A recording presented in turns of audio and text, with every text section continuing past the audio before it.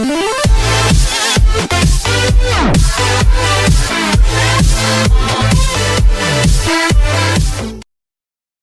State hasn't looked back since it was destroyed by Michigan. Its coach still won't. James Franklin, whose coaching job at Vanderbilt in 2012 and 2013 remains arguably the best of this young century, and whose absence from Coach of the Year lists in those years should have caused the shutdown of those awards, plus all other football awards, plus all National Awards TV shows, no, especially all National Awards TV shows, expressed a polite weariness on Tuesday. Ahead of the Penn State-Michigan game coming Saturday, he keeps getting questions about the Penn State-Michigan game of September 24, 2016, and he doesn't think that one relates much to this one. He doesn't peg that 49-10 beating as any more of a factor than a bushel of other factors in Penn State's mind-altering 15-1 upturn ever since. In an intra-Penn State sense, he's indubitable. He knows the football team he coaches day upon day. In a whole-world sense, he's short-sighted. That dismal game retold a lesson useful to anybody trying to do anything. Often, you're not as far away as it seems. Viewing guide, Penn State-Michigan, Syracuse-Miami and more. Look where the hyperactive college football spotlight has settled just now for a 2-week stay. It's the giant Pennsylvanian theater that might have gone dark after a peerless scandal 6 years ago, and it's the giant Pennsylvanian theater that, in terms strictly football, seemed a ludicrous long shot for any such spotlight almost 400 days ago. For the next 2 Saturdays, here's Penn State and its old, two-pronged gauntlet, home to Michigan, then at Ohio State. This puzzle goes way back in Penn State history, all the way to the ancient days of 1993, when the Nittany Lions joined the Big Ten as a pup, no, actually, as a bull mastiff. They began 5-0, 2-0 in the league. They won 31-0 at Iowa. They beat 2 future Big Ten teams, Rutgers and Maryland, in a vain attempt to scare those teams from ever joining the Big Ten. Then Michigan came to town, outfoxed and outmissiled Penn State on a goal line stand, 121-13, and had running back Tyrone Wheatley snootily refer to a Big Ten debutante having to pay its dues. Then Penn State took a week off and went to Ohio State and took a 24-6 beatdown in late October Columbus snow, after which an Ohio State player said that, preparation-wise, Penn State was no more important than Purdue or Northwestern or any other Big Ten team. Note, the next year, Penn State went 12-0, went 8-0 in the Big Ten, beat Ohio State, 63-14, and finished ranked number 2 in the nation.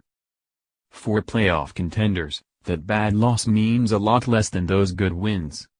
Now that the Nittany Lions have relighted at number 2 this week, it's helpful in life to remember the statistics of September 24, 2016, just for their uncommon atrocity. Penn State got 12 first downs. It got 191 total yards. It rushed 28 times for 70 yards. Michigan got 515 total yards, 6 sacks and 11 third down conversions out of 16 tries. Multiple media outlets quoted Michigan quarterback Wilton Speight as saying, "We called the same play 8 times in a row. I started laughing looking at the play call." Where 2 weeks prior, Pittsburgh had rushed for a harrowing 341 yards in a 42-39 victory over Penn State, Michigan chimed in with a harrowing 326. 3 injured starting linebackers couldn't play for the Nittany Lions. A 4th linebacker got tossed for targeting. A 5th replaced the 4th, got injured and couldn't play the rest of the year. Franklin's record stood at 16-14 across 2+ seasons, and 0-7 against the 3 intra-divisional colossi, Michigan, Ohio State, Michigan State, including 2 routes by 39 points each, to the Michigan teams, and another by 28, to Ohio State. David Jones of PennLive.com said on video of the rout by the Wolverines, "I've got to say that's one of the most dispiriting losses I've ever seen this program take, in 26 years of doing this." 1 week later, Penn State trailed Minnesota 23-20 with 43 seconds left, and faced 3rd down and 10 from its own 25-yard line. Backing up to his own 13, quarterback Trace McSorley launched a back-footed throw up the middle to a lunging Chris Godwin for 20 yards. Moments later, McSorley scrambled for 26, enabling a game-tying Tyler Davis field goal. Now, Penn State is 15-1 in its last 16, the lone loss by 52-49 to Southern California in a kaleidoscopic Rose Bowl. It won its second outright Big Ten title. Franklin has inched up to 2-7 against the three Leviathans, beating Ohio State, if not physically, and beating Michigan State, thoroughly. In the meantime, marvel at running back Saquon Barkley's 2017 national ranking in all-purpose yards, 1.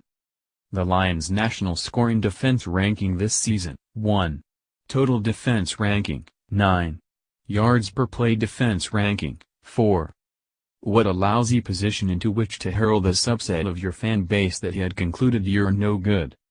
Everybody kind of wants me to say that Michigan game was like the aha moment, Franklin said. And don't get me wrong. Obviously, I do think it was a factor. But like I say with a lot of things, there's 25 slices in this pie. And the Michigan loss last year was a factor. Development was a factor. Players taking responsibility and accountability was a factor. The coaches building relationships and chemistry with the players was a factor. I could list out a number of things and every single one of them is important. Here's another factor: sports, sometimes horrible, often wonderful and occasionally ready to remind us of something worthwhile. More college football. 2 standouts could have left Virginia at a low point. They returned for a revival. Not so fast, my friend, a stroke couldn't rob Lee Corso of game day. As Tennessee football slides, fire Butch Jones threatens to drown out Rocky Top. Analysis: Ohio State controls its playoff fate after a weekend.